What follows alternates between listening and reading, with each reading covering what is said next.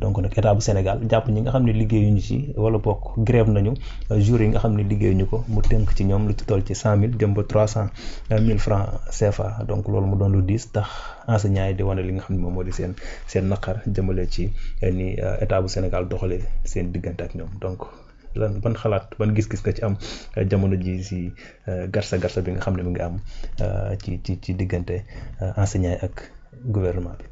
waaw bon c'est compliqué lu compliqué la ndax xam nga enseignement moom dafa doon loo xamante ni. lu fondamental la. Et puis base la même ci li nga xamante ni noonu lañ bëgg a tëggee sunu société. Donc muy quelque chose de très sensible d'autant plus que. tey autorités yi fi nekk sax dañoo ressources humaines bi nga xamante ni moom la ñu soxla ci réew mi parce que bon la vision 2050. Souvent même ma rappelé ko benn ci axe yi mooy fexe ba nga xamante ni nga am ressources humaines bu baax nag dafa am moment boo xamante ni bu la rëccee. ci ñi nga xamante ni ñoom ngay jàngale mën naa après jafe dabu. Tout à fait. bu fekkee ni nit peut-être amul enseignement très tôt boo xamante ni baax na. De même que ce qu'on appelle l'éducation de base mën na après am ay jeexital ci dundam plus tard. Donc moo tax mu nekk lu sensible. moo tax aussi te sensibilité boobu. Bon ñiy nekk ci état dañ ko xam mais enseignants yi aussi dañ cee conscient moo tax mën naa nekk parfois. benn moyen boo xamante ni nañ ma baal le terme benn moyen de chantage sax quelque part. de pression. Oui. Merci beaucoup moo gën a woyof. dañ ma baal moo boobu. Donc benn moyen de pression. parce que da ngay xam ni waa ji day xam ni fi nga ko bëgg ci enseignement bi nga xamante ne moom nga kii lu sensible la mënul seetaan muy dem ci fenn fi. yow itam nga xam ni lii lu sensible la ci moom. donc mën nga ci appuyer effectivement pour kii bi donc li wér te wóor mooy. C'est-à-dire droit de grève dafa am lu ko consacré mais dañ ko encadré. Donc également mën naa logique xel war naa mën a nangu nit loo liggéeyul doo ko fayeeku loolu moom je pense que logique la. Absolument. Donc su fekkee ni dañoo dagg juste parce que effectivement li ñu liggéeyul la ak yu ni mel ah ben booy dagg itam mënoo dagg n'importe comment. C'est-à-dire lii retenu ak lii ponction c'est-à-dire bokkul. C'est-à-dire c'est deux termes qui sont différents. Tout à fait. Maintenant su fekkee ni dañ lay ponctionner wala ñu lay defal retenu lu mu ci mënti doon dafa am loo xamante ni moo ko encadré sinon kon nit liggéey ñaari fan nga ne ko téye naa sa salaire yëpp. Tout à fait. du dëgg. wala nit nu ma koy tuddee ci bañ a liggéey du tout nga ne ko fay naa la sa salaire yëpp kon dafa am lu ko encadré mënoo daggee n'importe comment dafa am noo xamante ni ay système de calcul. ak noo xamante ne lu koy le code du travail. Très bien. Donc moo ko organisé. En vérité. Maintenant man li ma dégg nag Cheikh Diba wax ko keroog fële c'est-à-dire li ñu wax ni moom la ñu def retenu ci salaire yi parce que man dama ci am benn problème nag. moo tax boo xoolee sax sànq ñu ngi ciy échanger. parce que je veux pas wax lu ma kiiwul parce que dafa ci am benn sew-sew boo xamante ne dama ko maîtriser wul carrément. parce que montant yi ñuy wax. montant yi xaw naa dis goo xamante ni man j'ai du mal à croire que ñàkk a liggéey une semaine moo war a mën a tax ñu dagg nit 300 000. Donc bu fekkee dañ ne ay dagg xaw ma de 100 000 à 300 000 xaw ma de 100 000 à 200 000 la ñu wax. Voilà donc. Par contre à l'Assemblée nationale dégg naa Cheikh Diba muy wax ci retenu yi nga xamante ne dañ ko def ci rappel yi ñu defal enseignants yi. Pas plus tard que ce matin j'ai vu koo xamante ni dafa ci par exemple page Mati Sagnan mu publier benn bulletin boo xamante ni ab greffier la. ñu defal ko rappel 1 300 000 et quelque dagg ko 300 et quelques mille ci ay retenu kon su fekkee ni loolu la. retenu yooyu la c'est-à-dire retenu yooyu également dafa am lu ko encadré bu njëkk en tout cas ci li nga xamante ni moom laa déggee ci ministre des finances. dañ daan def boo toogee par exemple 10 ans. defaluñu la rappel je dis n'importe quoi bis bu ñu lay defal rappel dañ lay dagg retenu yi sur les 10 ans bi ñu demee ba gis ni loolu dafa 10 ñu defal ko plafond bu 4 ans. D'accord. maanaam quel que soit alpha dañ lay dagg sur les 4 ans mais reste dañ la koy lool. léegi nag su fekkee lii lépp may wax en vérité maa ngi rappeler toujours naan mënoo daggee ni n'importe comment da nga ko war a encadrer léegi nag ku liggéeyul également nañ ko waxante su fekkee ni ñàkk liggéey bee tax ñu dagg leen li ñu leen di dagg boo liggéeyul jour yi nga liggéeyu yow ci sa bopp waroo demander sax à ce que ñu la koy fay parce que tout simplement liggéeyoo ko tout à fait. mais lii lépp bu fekkee dafa jàll c'est-à-dire problème y a un problème. Mais il faut que ñun ñëpp ñu xam ne également on est tous des Sénégalais. li xew ci réew mi ñun ñëpp ko yëgandoo. Des fois nag di nga gis koo xamante ni da lay soulever ne la wëy war ñu demander de serrer les ceintures alors que les autorités serré wuñ les ceintures ak yu demee noonu c'est-à-dire pour man. loolu en vérité boo ko defee duñ fi jógee duñ fi mës a jógee. Tout à fait. Pourquoi duñ fi mës a jógee parce que réew mi de tout le temps. muy tey. muy démb. muy doon ëllëg. tu verras forcément que autorités yi maanaam li nga xamante ni noonu li ñuy am ci ay privilèges forcément luy wéy di exister la. Ça il faut qu'on se le dise parce que tey. un premier ministre. dafa am ay moyens yu koy accompagner. un président de la République dafa am ay moyens yu koy accompagner. L'Assemblée nationale dafa am ay moyens yu leen accompagner les fonctionnaires ak et cetera et cetera. Par contre li indi wax ji yëpp premier ministre da ko wax keroog ci Assemblée nationale. mooy tey. mënuñu bàyyi reddition des comptes mu doxee ni muy doxee. mënuñu bàyyi di li fi xew yëpp xew fi. ba pare ñu wëlbatiku delluwaat ci population bi naan leen serrer la ceinture. mu ne man mii bu ma ko defetee dootuma dellu ci li ñu naan leen nañ muñ. xam nga noonu ni li la wax Assemblée. Absolument. mais man nag dama ci dolli ne buñ ci dollee. di wax affaire de fonds politique. te ba tey on l'a pas réglé. di wax effectivement nan laa koy tuddeeti benn des agences yoo xamante ne dañuy wax ne c'est des agences budgétivores dañuy yokk ci train de vie de l'État. ba léegi gisuñu ci solution. C'est normal que aussi les gens se posent des questions réellement est-ce que li ñu doon wax naan état mënu ko. D'accord. Tu sais même quand la question oui. Même quand la question des véhicules de l'Assemblée nationale tego sur la table da ngay gis ne moment boobu am na ñoo xamante ni dañ doon sax di yëngal. ci ay syndicats. boo waxaat dañ naan woy ku mën a jënd oto war ñoo mën a fay nangam.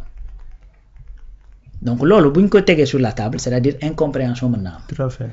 mais buñ delloo yëfi ci contexte bi. bañ a naan woy dañoo bëgg nangam parce que gis nañ yéen ngeen nangam et cetera il faut que ñu xool les acquis ba pare. lan moo fi nekk te mu nekk droit boo xamante ni da nga ko war a mën a am su fekkee dañ ko bafoué nga xam ne droit bi dañ ko bafoué. bu fekkee lu bees looy laaj la nag comme ni ko premier ministre doon waxee. man jàpp naa ne le contexte n'est pas propice. man ci moom laa déggee mu wax ne am na sax ñuy dem bay wax naan les revendications émergentes. man loolu mosuma ko ci keroog laa ko dégg premier ministre wax ko. il est beaucoup plus informé que moi. xam nga mu ngi seen biir di waxtaan ak ñoom et tout ça.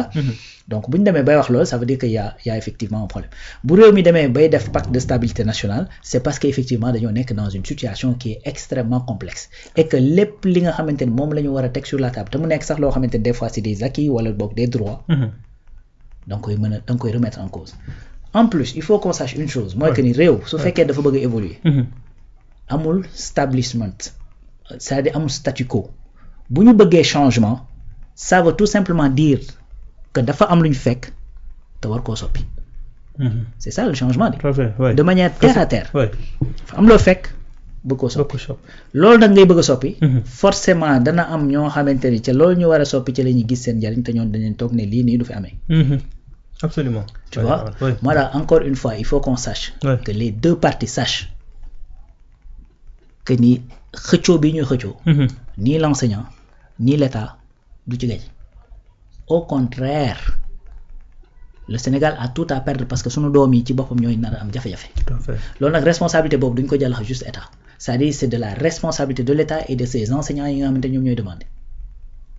il faut que ñu toog ñu xool lan moo mën a nekk. ñu waxtaan. parce que quel que soit alpha nit lu mu mënti am volonté. maanaam mun laa jox lu mu amut. te bu la diggee lu mu amul itam dana ko dab. ndax état yàgg naa jël ay engagements ak enseignants yi te du ko respecté. quand on parle des décisionnaires plus de 10 ans xaw ma ñu ngi ciy topp. 12 ans.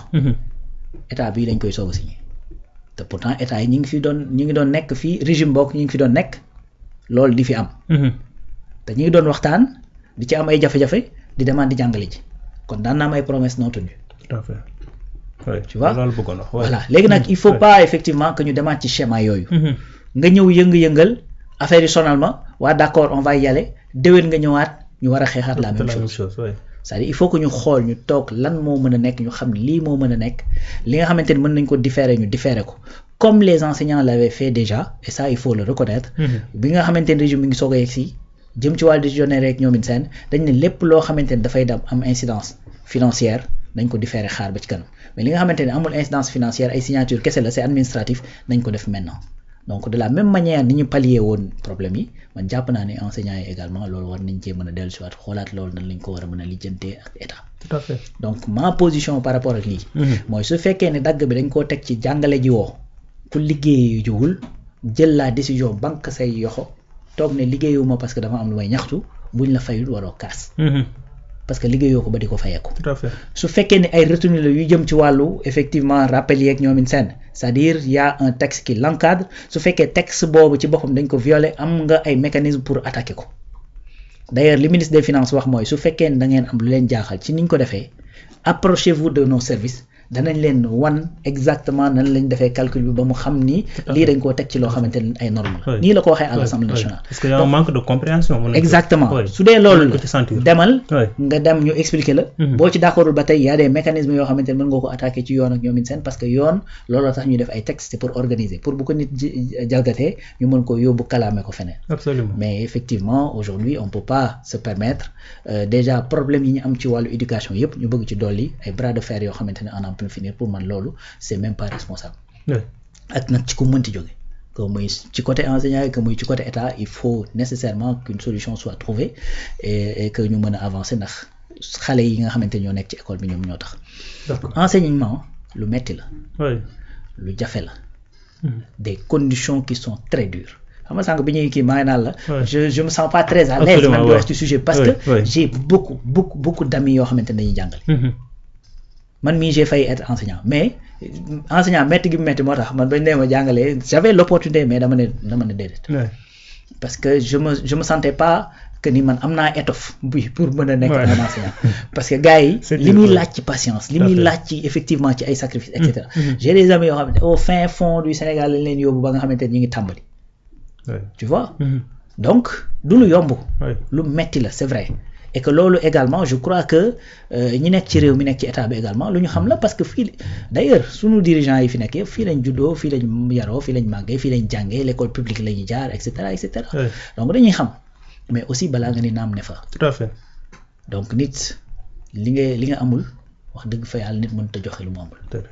voilà donc tey te ku ne xam na ni réew mi fi mu toll nii li mu am te mën koo joxe bariwul. te ñëppay laajandoo à la fois ñëpp. donc aujourd'hui l'État est obligé mu laaree fu nekk mu dem fa régler dara. en attendant que ñuy mën a am ni ko premier ministre waxee une richesse bu ñuy séddale parce que richesse bu ñuy séddale amu fi. fu mu toll loo liggéey fayee ko bor. absolument. loolu fi am. donc tey su fekkee nag yow sa doomu réew yi nga xamante ñoom ñoo la war a jàppale ci fay bor boobu ñooy wëlbati ko di la laajaat loo attanul. mais problème dafay gën a bari. absolument. moo tax il faudrait que ñu am yenn affaire yoo xamante ni danañ ko différer tuuti le temps que stabilité di mën a am ci réew mi. absolument souvent ma tooñ ma ni maanaam ñetti koor yi bokk nañ ci koor yi nga xamante ni kuñ ko dénk rek maanaam dénk nañ la loo xam ni. laay laa maanaam gis nga non sérieux man kay yàgg naa ko gi. waaw étudiants yi. journalistes yi. enseignants yi. kuñ leen dénk yow am nga jafe-jafe parce que xala gis nga. dañu bare la ñuy c'est-à-dire lu leen droit may. lu la ci may lu toll ni tarafatal ay. absolument. waaw loolu moom. c'est-à-dire parce que en général corps yooyu dañuy nekk ñoo xamante ni dañuy xaw a nekk un peu à cheval. sur les textes. waaw dañuy mën a jàng mën a comprendre des choses. xam nga mën a kii et cetera. donc moo tax la plupart du temps. maanaam lépp loo xamante ne acquis la. droit da leen ko may maanaam duñ la ci may lu tarafatal ay. absolument moo tax.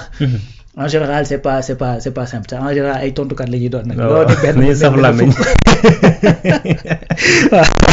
waaw au-delà discuter waxtaanee li nga xam ne moom moo di jafe-jafe bi gisoon ni on doit faire des réformes quand même parce que gis nañ ni jafe-jafe bi yàgg na te ñu ngi dégg ni am na déficit ci enseignants yi nga xam ne ñoom ñoo nekk ci biir réew mi